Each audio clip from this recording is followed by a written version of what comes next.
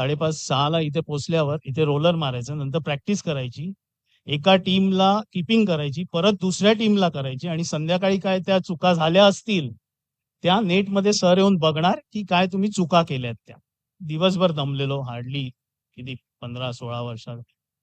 आणि सरांनी करत मी ऑफ स्पिन टाकत होतो आणि कुठनं सर आले आणि अजूनही आठवतंय, पार्टनर स्टंप मारला आणि मला सांगितलं की आता तुला लक्षात ठेव की यापुढे बॉलिंग वगैरे काय नाही.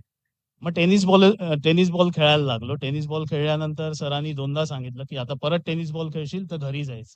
आणि 10वीची परीक्षा झाली, पास झालो. टेक्निकल स्टुडंट असल्यामुळे डिप्लोमाला ऍडमिशन घ्यायचं चाललेलं. त्यावेळी त्यांना कळलं. मी म्हटलं बाबा मला फोर्स करतायत की अभ्यास कर. सकाळी 5:30ला येऊन त्यांनी बाबांना कन्व्हिन्स केलं आणि सांगितलं की हा मुलगा फक्त क्रिकेट खेळेल. आणि त्यावेळी माझ्याकडे काही म्हणजे असं हे नव्हतं. म्हणजे त्यांचं विजन म्हणजे अनबिलिव्हेबल होतं.